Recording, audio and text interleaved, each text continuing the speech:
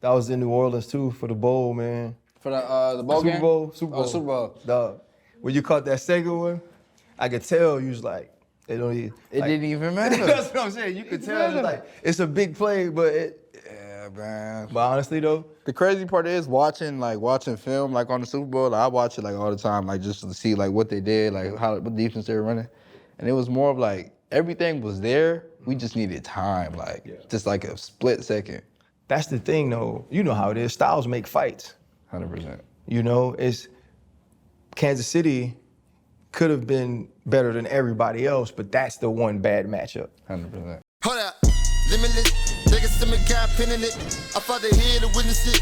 Got my people feeling militant. Way I'm feeling got me up. On the mission got me up. Knowing me, I got the key. Only vision I can trust. Limitless. Take a stomach, got pinning it. I fought the head to witness it. Got my people feeling militant. Man, welcome to The Pivot. This is a special show for me. I always wanted to have these sort of deep sit-downs with people one-on-one to talk about not just ball, but life. So this is The Pivot NFL preview. Friday night, Brazil, Kansas City, Los Angeles Chargers. I want to get to something, man, that's pretty cool. Your mother, who you're extremely close to, you know, I'm definitely gonna call her Miss Nikki. I ain't gonna, call her just by her first name, taught you about meditation, affirmation. And she said that y'all started speaking Kansas City into existence. Yeah. Why was Kansas City that place? And how did you believe that meditation, that manifestation worked for you? I mean, obviously, but Kansas City just based off of Tyreek in general, just and Pat, like what they were doing. They had Miko Hardman, they had guys just doing everything on the field. Sammy Watkins, guys just going crazy. So obviously, I mean, any receiver just in college looking at him like, I want to play for the Chiefs, I want to go play for Pat. Right. And my mom, I tell my mom, like, since my freshman year, everybody around the building, like, I'm going to the Chiefs. Like, whoa, they're like, man, you just talking. Like, oh, I'm like, shit, all right, you sound good. I'm telling everybody, like, nah, I'm really going. Like, that was, I didn't budge, I didn't say nothing else, anywhere but the Chiefs. But draft come around, and the crazy part is I got a call at 16 to the Colts. Hung up in my face. Wait, what? Yeah. So the Colts called you, phone rings. Called me, talked to me, and said, yeah, this is so-and-so with the Colts, GM with the Colts. Got quiet and hung up. What was your thought after that? That's when I knew I was going to KC. Oh, so was it only the Colts and KC you thought you'd go to in the first round? Nah, I mean, I thought I'd go in the first round, but when the Colts called me at like 16, I'm like, okay, maybe I could drop to KC. Like, it's getting there. Then when the pick was getting closer, but I didn't know Buffalo traded their pick because it didn't pop up on the screen yet. And I seen them calling my phone and said KC. I'm like, I knew it.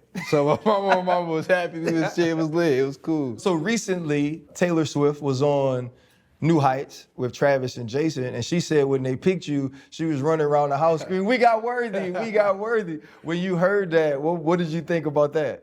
That was crazy. They had me react to it, but I already seen it, so it was kind of like a little crazy, little fake reaction. But I already had seen it. But I mean, I ain't gonna lie, it was crazy. She's the biggest pop star in the generation right now. Like, it's crazy. Like, she watching football and she getting in tune to it. Trav got it right. He getting it right. Yeah, no doubt. Man, for you, I remember we were here for the Saints. Me and you had kind of talked about doing the show. And I remember watching the game. I think it was a drop. You caught one. You stepped out of bounds. And I was like, hey, I don't know if he's going to want to talk tomorrow. How difficult were some of the acclimation to the pro game and having to go through some of those difficult times last year? Yeah, I mean, having vets kind of like helped. I had Hop come later, a little bit later in the year. Not later, but kind of like after a couple games. Yeah. And I had Juju and Trav. And I mean, they were just talking to me. It's like growing pains. Coming in the league, it's growing pains. You're going to experience them. You have to adapt. So, I mean, towards the end of the year, I started figuring out, I started understanding and building like a routine for myself. Mm-hmm. Just building a routine and getting more consistent with my routine. And I feel like that has worked for me over time. What was the hardest adjustment from going from Texas? Because people look at Texas, right? SEC school, right, big time ball. But I try to tell everybody, like, going to the league isn't like your next year of college. Nah. It's an entire change. What were some of the adjustments you felt like you had to make to get acclimated to the game? I mean, college, you could go to college and just be all around just generational talent. They could just put you in a spot where you know. In the league, you have to know it. They expect you to know it. You got to go out there and perform. Mm-hmm. If you don't, next man up. Yeah. There was John Ross before you, and a lot of people would probably think, oh, well, Xavier Worthy watched John Ross, right? John Ross, he was playing on the West Coast, but you were a Deshaun Jackson guy. What was it like to talk to him after you ran 4.21 at the combine? Man, DJ so I had talked to him a little bit before that, and DJ, I mean, I watched him like growing up. That was like my favorite player ever, like growing up. But when I was little, my mom had like this Facebook post. I said like my favorite player is Deshaun Jackson. I'm gonna play for the Eagles when I grow up, which is crazy to say. I was like, I think I was like 8 years old saying this. But yeah, like just having him now as like a mentor and a guy like I could call on, it's crazy. You said your mom signed you up at a Walmart for your first Little League. Yeah. Also heard you quit. Yeah. Early. What made you quit your first Little League team? Man, I was out there getting hit every play. Because I was like the only player that was getting the ball. So like I'm quarterback, I'm running back, I'm receiver. So I was like, nah, I can't do this. Like then I came back, a year later and played for like a different team and it was cool. Everything got right. It was cool then. Your sophomore year, right? You come to Texas, you play extremely well. Your sophomore year, you break your hand. Yeah. Right? And like most football players, you're tough. You're trying to tough it out, but can't catch the ball. Your hands wrapped. You got drops. I think it was 2 in a row against Washington in the bowl game. How hard was that year on you, knowing you were injured, playing through it, and not being the Xavier Worthy you knew you could be? Everybody's gonna look at it from the outside in and be like, yeah, like what's going on? He just dropping stuff. His hands are trash. Me knowing the type of player I am, I know what kind of player I am and know what caliber I can play at. So my injury was more of like just understanding like you have this injury, you decided to play through it, this is on you. I'm not the type of person that goes and reads what they say on the internet. They don't have no control of what I do and they never see the work I put in and what I got going on. So I'm just looking at it as like, okay, they said that, I'm gonna come back and prove it the next year. What was the coach they hired that year? He was in the league and he came to Texas. Chris Jackson. He told you, let's focus on what you don't do well. Yeah. And there was a quote from him. He said, you accepted that, you wanted to learn, you asked questions, and you focused on being better. What was it about you that even being a big recruit, starting to play so well your freshman year, that made you accepting of being coached hard?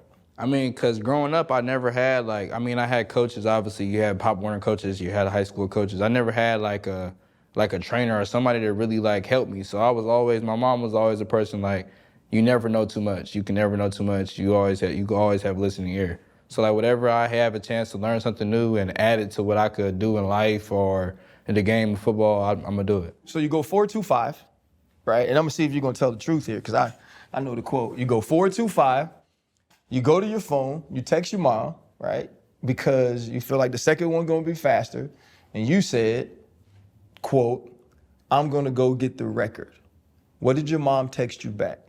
I forgot what my mom texted me. I forgot what she texted me back. She said, so this is what it says, and you can tell me if I'm wrong, because maybe your mom is a woman of the cloth and she don't curse. The quote said, go get that shit. No, she did say that. That's her. That sounds exactly like her. Go get that shit there, boy. She said it just like that. So you run, man, you get the record, and everybody's seen the video, you running around the field. Did you expect to break the record going into the combine? So going into the combine, I was expecting to go 4.2. I kind of was already knowing my times were adding up to a 4.2. And then when I ran a 4.25, I was like, I didn't even have a good start. So like that was my first time. And like during the training, I noticed I was always running better on my second one. So as I went, I'm like 4.25. I'm like, babe, yeah, it was cool. Woo, woo. I was like sitting there, I'm like, I should run again. I'm gonna break it if I run again. So I called my trainer first. I was like, I'm gonna run again. He was like, all right, bro, just do this, fix your start. He told me everything I needed to do. Called my mom, like, Mom, I'm finna run again. Keep the TV on, because she was probably gonna turn it off. I was like, Mom, keep the TV off and run again. She's like, oh, go get that shit. It was like you said, then it was history from there. Like going into it, listen, I'm not fast. If I would have ran 4.3, 4.4, I wasn't running again, because I would have been scared that it would be one of those situations where I go put up 4.6, you know what I'm saying? And now nobody wants me on the team. Coming into the combine, having questions about weight, how much pressure was it on you that you needed to run that way? Watching my film and like seeing what I did on film and what I put on film, like coaches, I talked to like the Chiefs even about it. I even asked them about like, what were you guys looking at in the draft? They was like, we kind of even want you to run a 40.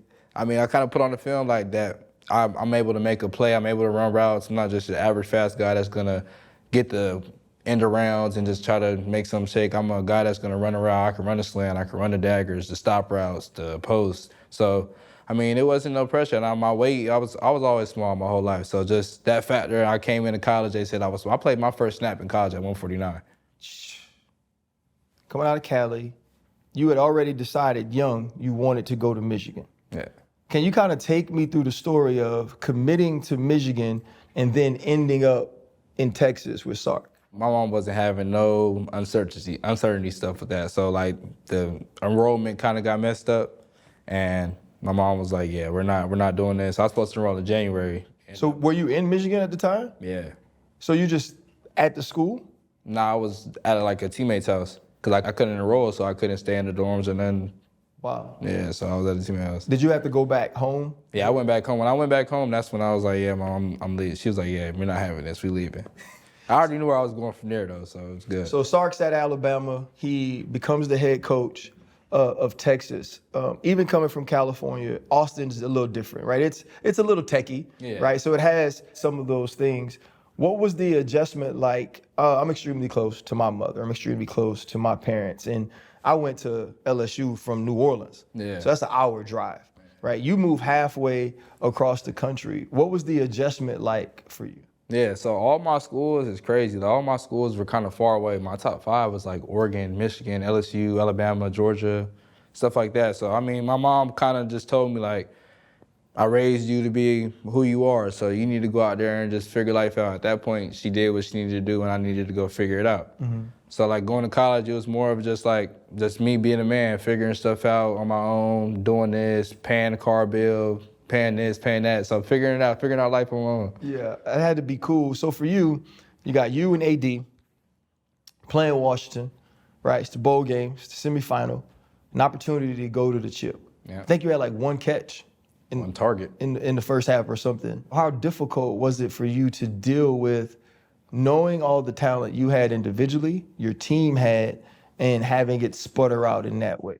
Yeah, it was crazy. So that the game before that, I had like a high ankle sprain, grade 3. So I wasn't. They were trying to tell me not to even play in the game. First of all, I think that's probably why my targets were kind of low. But I mean, just that team was special. Like if I could go back and like do it again, I would do it again with those guys. Like those were like my brothers for real. All right. So talk about this Old State loss. Did you have any bets headed into week 1? You know, a lot of times, man, when you're on the team with other cats, man, you got to wear jerseys or. I got to wear a jacket. So who'd you have a bet with? Josh Simmons.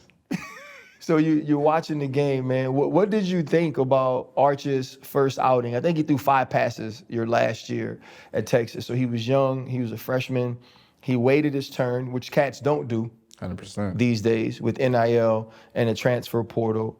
His first start of this season is on the road against the defending national champion. As an alum watching that game, what are your thoughts about what you saw?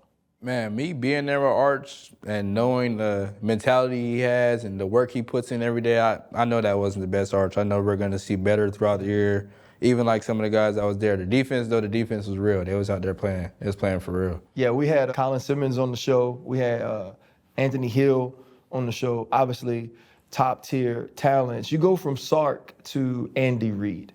What was it like in your first year getting to know Andy, understanding him, but having him as a coach and for a lot of people within that locker room, someone you could look up to as a father figure like that? Yeah, I mean, both of them, they both demand greatness. That's why I kind of love them both as a coach. They're gonna get greatness. They're gonna get greatness out of you one way or another, or you're gonna be out the door. Mm-hmm. So it's either you fall in line or you don't. That's why I love them as coaches.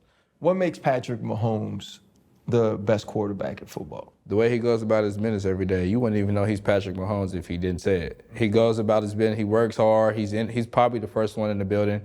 I mean, he's the all-around good guy too. He makes sure that his teammates are good too as well. We were talking when you first sat down about the Super Bowl. I lost the Super Bowl. Worst feeling of my life. You know what I mean? The confetti falling on you. Coach Tomlin was walking with me off the field, and all I kept thinking to myself was, we'll be back, right? We have to win it the next time. Talk about what that locker room was like after having such a great season, fighting so hard to get there, and then losing in that manner to the Eagles? Yeah, I mean, obviously it hurts. It hurts bad to lose in that way, but we had a lot of injuries with the team, and guys are still really motivated. I mean, we had great leaders. We got Chris Jones, we got Travis Kelce, and I think they had the speech like on the Kingdom, the new episode that dropped. And Chris was like, "Guys, come back. If you really want this shit, you guys come back in shape, even better, stronger, faster." And I feel like guys came back and really did that. And guys was working hard in training camp. We got there 115 degrees outside in training camp. I don't think nobody in the league runs a training camp like this. For what I heard, Kansas City's training camp is one of the hardest in football, in the NFL. This is a college training camp. Talk about the training camp. First off, y'all already win, dog. You ain't got but one practice, right? We used to go 2-a-days in pads in the heat. Facts. I'm just being the old man. It's different. I'm just being the old man. But legitimately, people still talk about the fact that Andy Reid's training camp is the hardest in football. And a lot of times when you're an offensive-minded coach, it's not like that, right? You want to take care of the stars. You want people to be fresh. How do you feel that helps the Kansas City Chiefs, though, get off to the great starts we see every year? Because when you got guys just trying to sit out and trying to take days, and you see the younger guys practicing, then it becomes egos involved. And I feel like everybody in that building is so selfless. Like it's no egos in that building. I feel like everybody in that building. I feel like if you want to play for KC, you have to love football. If you don't love football, you're going to be the odd one out, and you're going to get washed out. That's why I love KC so much. Because so KC still has that real football feel. You know, Trav is engaged now. I keep telling everybody, man, that's the way you go win. She ain't out your league. You just got to get in the same arena. You know what I'm saying? Trav got in the same arena. But obviously there's a lot of talk about, you know, the fact that this could possibly and probably be his last year. What has it been like to play with the greatest pass-catching tight end of all time, but also what seems to be an amazing leader? Yeah, I mean, Trav, like, what people probably know about Trav, but Trav's an amazing person. Like, he's always gonna make sure you're good and look out. Like, when I had that situation stuff going on, Trav was one of the first people to reach out to me. So it just shows like he's like a guy that's like down to earth for you. How hard was that situation, man, to have misinformation about you, but to also learn that someone you trusted, someone you cared for, would be willing to not only risk your career, but your life in that way?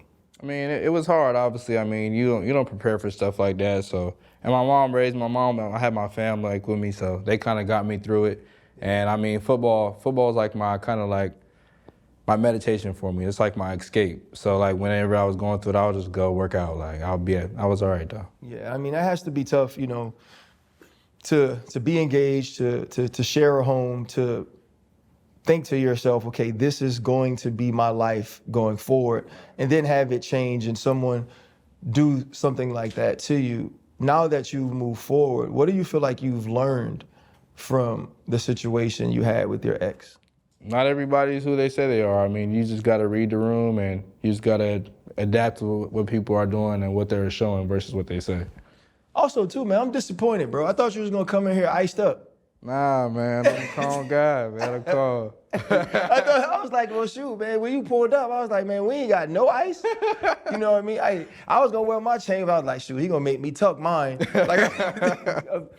Bruh, I didn't realize how many teams were partnered with Toyota. And it's big-time teams, the Philadelphia Eagles, the Buffalo Bills, the Los Angeles Rams, Los Angeles Chargers. I mean, Toyota is littered around the league. Man, Toyota, I love it. They done dove into football this season. Predict between big plays happening every Sunday night in the second half of games for a chance to win big prizes. And don't miss out. Visit Toyota.com/NFL right now to learn more. That's Toyota.com/NFL. No purchase necessary. Void where prohibited. Ends on February 8th, 2026. Open to legal residents of the 50 U.S. states and D.C. 18 and over. For complete details, how to enter, prizes, and official rules, visit www.toyotasgameDayGiveaways.com.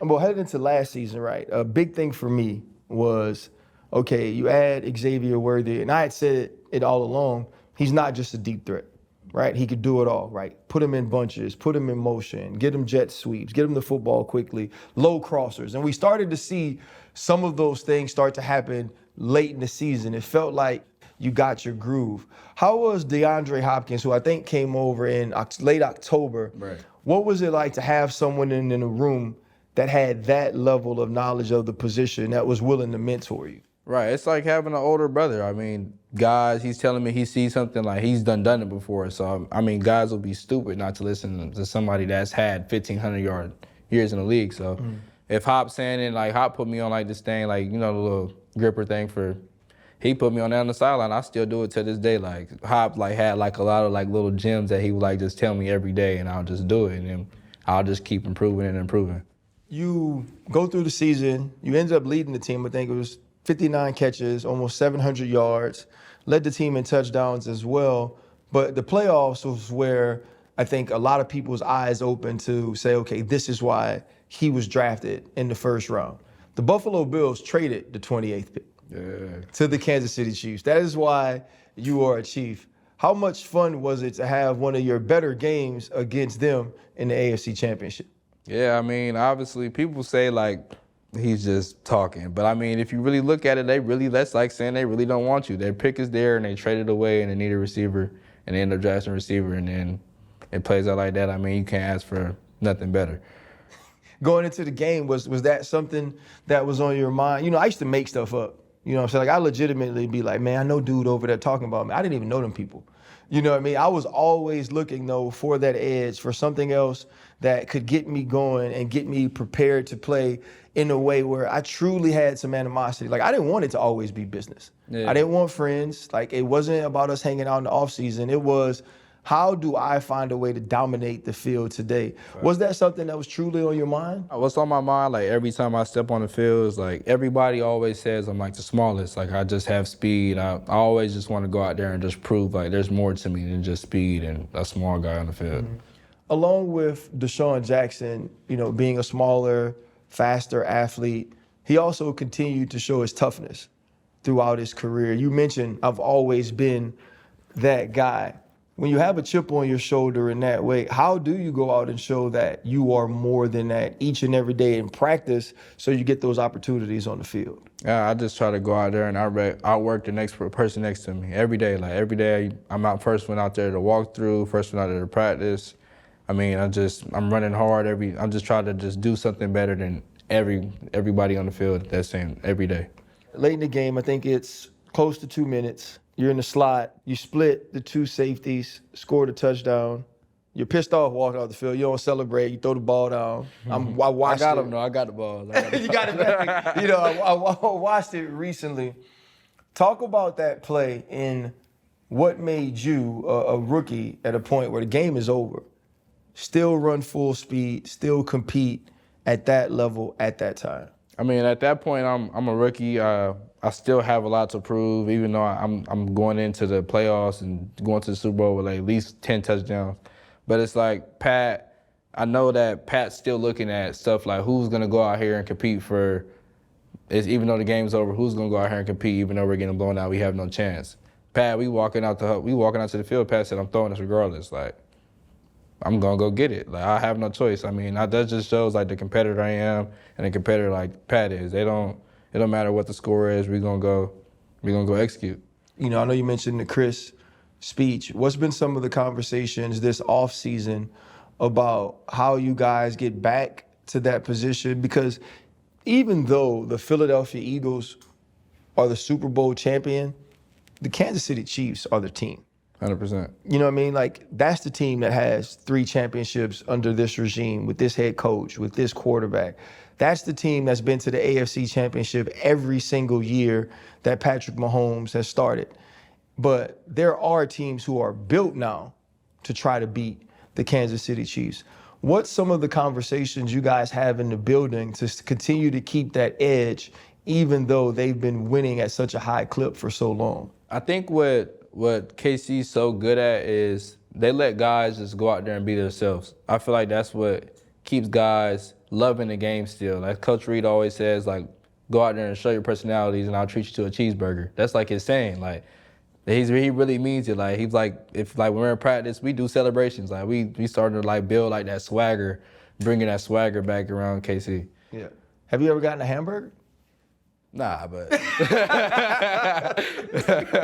Yeah, I was going to say, has he ever followed through on the hamburger? Headed into this season, you're obviously excited because Rashee's healthy, but you're going to miss him for a few games as the season starts. What will he bring to the offense once he's able to get back on the field? Rashee, before he got hurt, was a top 5 receiver in the league. Without a doubt. Like, he was leading the league, I think, in yards, catches. He had like 19 catches in 3 games. And then in the Chargers game, he got hurt. It was unfortunate for him, but I mean, like, Rashee, like, he works hard. He came back off that knee surgery and came back to OTAs like he never got hurt. He loves the game, and I mean, that's just the type of player he is. Mm-hmm. You know, I'm excited to see that you guys opened up with the Chargers. First game, it's in Brazil. This is a team in the Chargers that for the last 2 years, people have been saying, okay, that's the team that's going to beat Kansas City. This is a team in the Chargers that have Justin Herbert at quarterback on the offensive side of the ball, someone like Derwin James on the defensive side of the ball who's an absolute lunatic. Yeah. You know what I mean? What's important for you guys as you start the season to let people know, hey man, like, we're still the same Kansas City, but we're actually even better, even more pissed off because of how last year finished? Watching that Bears game when we played like kind of like the first quarter, a little bit the second quarter, you could kind of feel and see the swagger that we're kind of bringing more to the game now. Like, I feel like last year preseason, when the starters were kind of in, it was like we were playing, but obviously we were just playing because we had to play in the preseason. But this year, I feel like we're in there, like, we didn't want to get out. Guys is in there, like, not trying to get out. Like, we really trying to, like, go out there and play. So, I mean, like, this year, I mean, coming into the first game, guys are going in there, like, we ready. Like, it's a difference. You can feel it in, like, the locker room. Like, guys, it's a different feeling. Which I think y'all put up 17 by the time y'all were on the bench, you know, against the Bears. But the regular season is different. Like, you know that. Not only does it heighten for you as a team, it picks up for other teams. And I remember, like, you know, I think people tell this lie, right? They're like, every week's the same. That's not true. It's not. It's not true, right? If I'm going to play the Cleveland Browns, it's different than I'm going to play the Baltimore Ravens, 100%. right? It's absolutely different. But you guys are that team, right? Like, if I'm playing against the Raiders and if I'm playing against Kansas City, I approach those games differently. How often do you guys speak of matching the other team's energy, understanding how they're going to walk into the stadium to play y'all? Right. I feel like this is what we're so good at, and the reason why KC wins so many games. Like, they're the reason why they don't, like, lose a lot of games and why we win, like, in, like, tough situations. We go in thinking, like, we can't come in matching them. We need to come in already on go. Like, we just need to come in ready to play. And I feel like Coach Reed always, before the game, the night before the game, he has, like, the little speech when we watch the film. And I feel like he always just instills that in us, like, to go out there and be you, like, perform. Don't wait for them to hit you in your mouth to see what you're going to respond with. Mm-hmm. You talked about your mom who was coming up the escalator. Mm-hmm. She got, like, instantly famous after you ran the 40, you know, and that brought out more of what your relationship was like, what sort of mother she had been to you, how much gratitude you have for all that she's done for you. What does it mean for you now to be able to make her proud every day with the way you work and the way you play after the way she sacrificed for you and your siblings? Yeah, me and my mom have, like, a real, like, brother and sister relationship. Like, if you heard us talk, like, you think she's my sister. Like, she'd probably get on the phone like, what's up, cuz? But yeah, like, it's a different feeling being able now to, like, I got 2 little sisters now, and obviously, like, I'm like the father figure for them. My mom's a single mom, so I always just want to be the person that they could see, like, that's a good influence for them to see how a man's supposed to treat a woman. So I always just look out for my mom. It's an amazing feeling to be able to help my mom in any way I can. I could go, if she needs help with this, I could go do that. So it's a different type of feeling. What was it like when you guys were able to start your foundation that honors single mothers? You had your first camp. You know, so many times the things we pour back into in our communities are things that we experienced, things that we dealt with. And sometimes the thing that got us to where we are, and you're doing that with your foundation. How exciting is it to be able to give back in that way? Man, it's so exciting. And my mom was probably like, she probably cried about it. She didn't tell me about it, but I know she probably cried about it because we talked about this when I was like 11 years old. Like, starting something that could help single moms and help kids from where I'm from, because a lot of kids from where I'm from, like, they don't even get like recruited or looked at. Like, Fresno's like a real small spot. So, I mean, like, just being able to bring eyes to Fresno and bring like a different type of scenery out there, it's amazing. Man, that's really cool. And they said, I think Icky Woods brought, he's from out that way. He brought kids to the camp. And when we think of California, right, I feel like we only think of like one small portion of it. Yeah, I think everybody thinks of LA when you hear California. right, LA. How much pride do you have in being someone from where you from, like you said, where kids don't get recruited, where people don't necessarily always make it? How much pride do you have in the fact that you were able to do the work, to sacrifice, to now put your place, your city on? Right, I think that's why I go so hard. Like, kids where I'm from wish to be in a spot where I'm at, or just even like just to be able to make it out. So like the fact that I made it out, and then everybody, I've always been counted out. Being from Fresno, you're counted out regardless, because if you're not in LA, they think, oh yeah, what are you doing? Right. But I mean, just being from there and making it out and being like as small as I am and going to the college level and doing what I did, I feel like that just gave a lot of kids motivation. So I feel like that's why I go as hard as I do, to just keep giving them that motivation. In your receiver room, there are older guys. You obviously have Trav, you have Pat. As the best player, or one of the best players in that room, on this team, how comfortable are you now, because I know you're quiet, how comfortable are you now leading from the front when you have to? Yeah, I feel like I always been like a guy that was just like lead by example. Like, I always want a coach to say like, do what X doing or something like that. I feel like that's what makes me feel like, okay, like I'm helping the guys in a certain way. I'm not like a vocal guy. Like, I'll help a guy out like if he asks me for the plays, but I mean, I'll just lead by example. What gets Kansas City back to the Super Bowl but home with the trophy this year? I feel like just controlling what we can control. I feel like we play good fundamental football. I mean, even all aspects. 2 minute. Last year we had the most wins for one-score games ever. I mean, every game was like a one-score game or a 2 minute situation, and we go through that. Like, I feel like that's why Coach Reed's training camps is one of the best, like I said, because we go over those situations every day, and guys think it's like exhausting.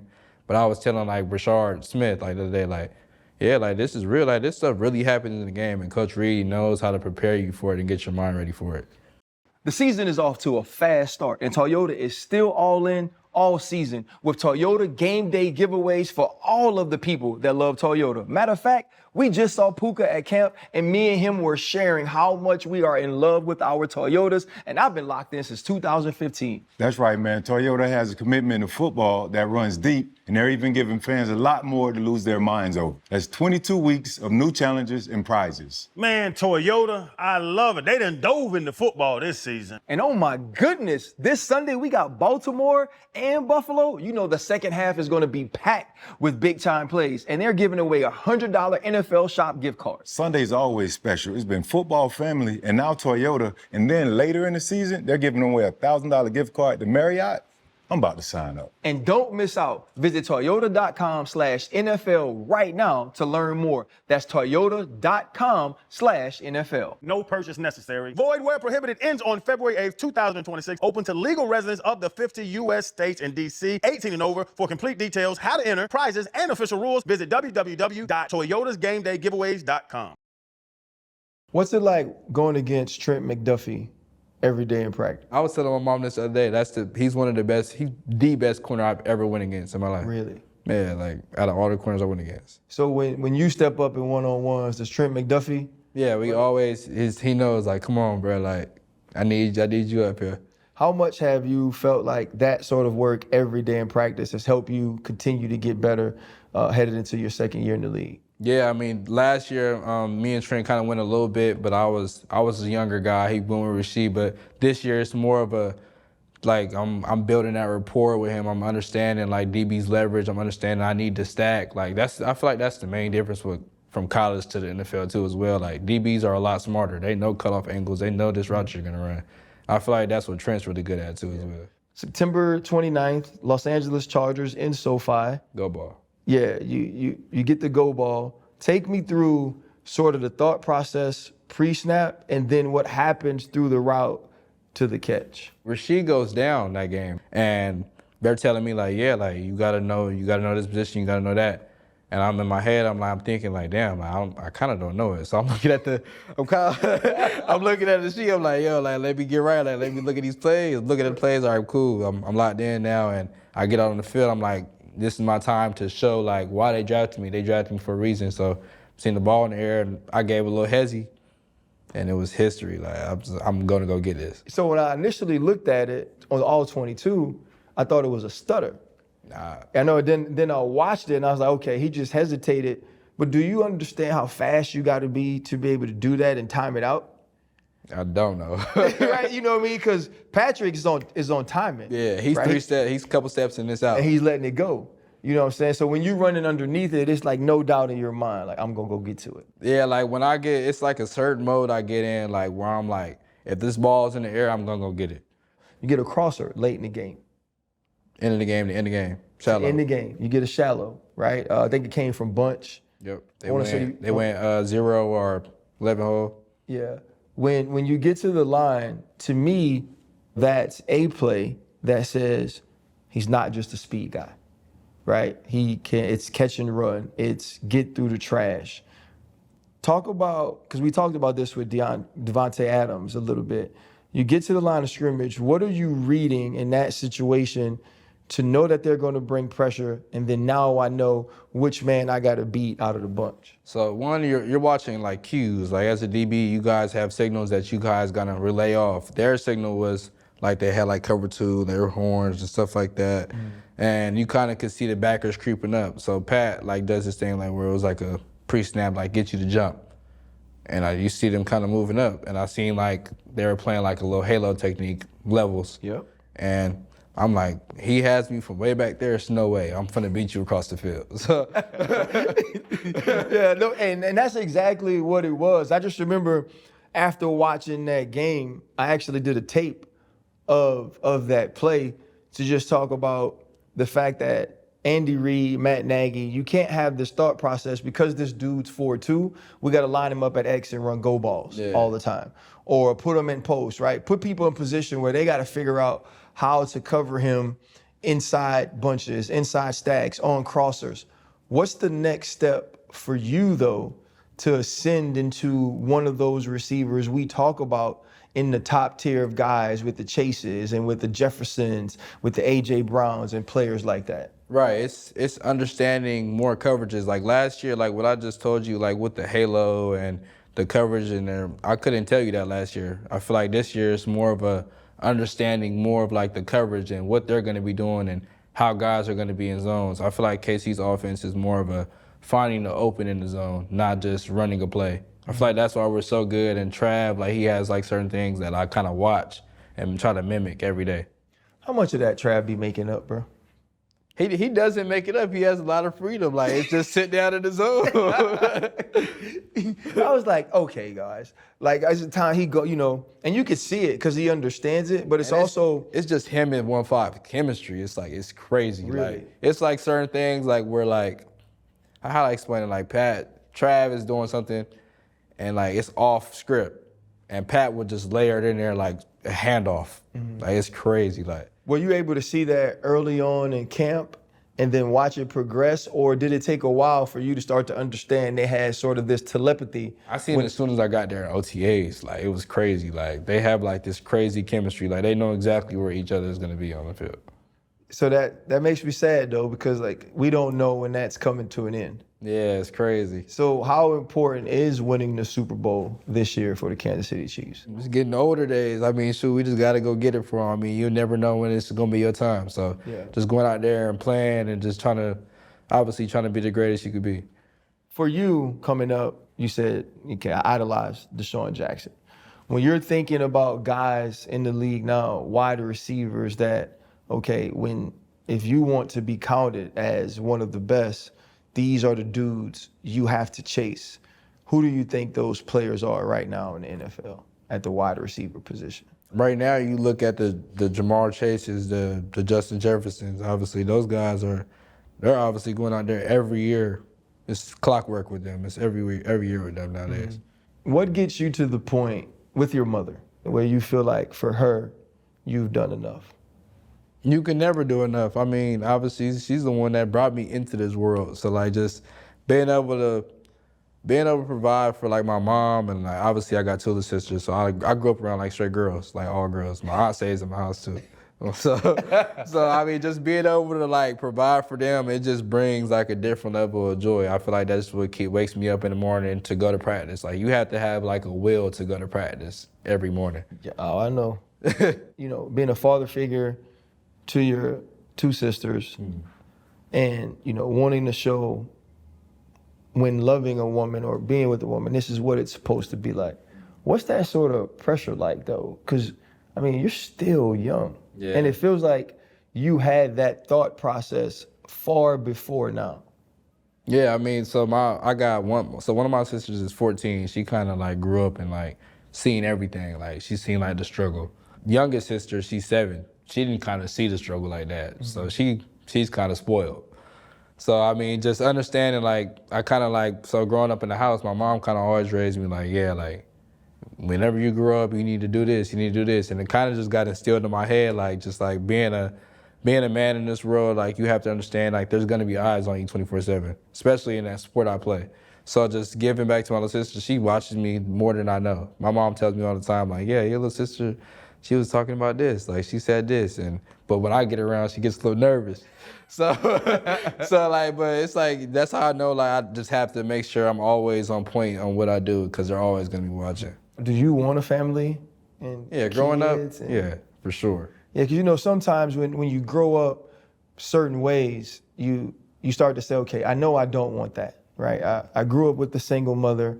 I don't want a family that goes through that. But also when you don't see it and when you're struggling, it's like, maybe I'm not prepared or maybe I haven't experienced enough to have a family of my own and take care of that family in the way that I'd want to. But for you, how important is it to have that family so you can show your little sisters, hey, look, this is what it's supposed to look like for you when you find a man. And also show your mom that even though you were by yourself, you raised me to be this. Yeah, it's crazy. My mom always talks about that, like having a family and just being able to come over and do this family stuff. That's why I always kind of wanted to have a family, because my mom always talked about it. And we, growing up, we did a lot of family stuff, like barbecues and fam coming over to come play with the kids and stuff like that. So it was just always something that was around when I was a kid. Yeah. What's the Xavier Worthy goal book look like, right? So I used to so every year in training camp, I'd write down tackles, interceptions, forced fumbles, and I'd put it in my Bible, and I'd pray on it. And sometimes I got there and sometimes I didn't, but there were these goals I wanted to reach. What do your goals look like for this year? So this is crazy. So my mom, we just talked about this. She asked, my mom told me, what's your goals this year? And I told her, just to be my best self every day. And I feel like, obviously, being my best self, obviously people will say, oh, you don't know what your best self is. That's why I say, just try to be my best self every day to be great. As obviously, if I'm doing good now, if I'm trying to be my best self every day, obviously I'm just gonna continue to do good and continue to do great. So just trying to perfect something every day, every time I wake up. Do you feel like you were your best self every day in your rookie season? I was trying to be. Shoot, you can't complain. I had 12 touchdowns, so I can't complain. Nah, you can't complain at all. Man, I appreciate you, man. I appreciate your time getting this done. Best of luck in Brazil. Stay safe. There's supposed to be certain colors you can't wear. I'm in the hotel, man. So when you go to Brazil, you're not going nowhere? Nope. Bro, I remember back in the day, man, XXL magazine, they made Brazil look like it was the place. It probably is. I ain't gonna lie. I ain't messing with it. They said they steal phones out there. So I'm cool. Man, I appreciate your time, brother. Yes, sir. Man, thank you, dog. That was good, bro. Appreciate you. How much you weigh right now? 175. Oh, shoot, you thick. Yeah, I'm getting bigger, man. So you say what, you was 149 the first game? I was 165 when I left high school. But see, crazy. Kids different now, though. Nah, it's completely different. It's different, with the training. Yeah. Shoot, now you got NIL and all that. When I was young, people weren't training like that. Growing up, I never, so my mom probably could tell you this now. I trained myself, in the backyard. I never had no trainer before college. Just put out cones in the I used to back? be in the backyard just doing drills. My mom probably has videos of me like doing drills in the backyard. Bro, you should save them, dog. Yeah, she has them. Like, it's crazy. Like, growing up, like, I'm probably gonna make like this little thing for like, just like myself, like just to have it for the fam. Like, but it's crazy. Like, I've been working out in the backyard with cones and stuff. Hold up, limitless. Niggas still got pinning it. I fought the head to witness it. Got my people feeling militant. Way I'm feeling got me up. On the mission got me up. Knowing me, I got the key. On the vision I can trust. Limitless. Niggas still got pinning it. I fought the head to witness it. Got my people feeling militant. Way I'm feeling got me up.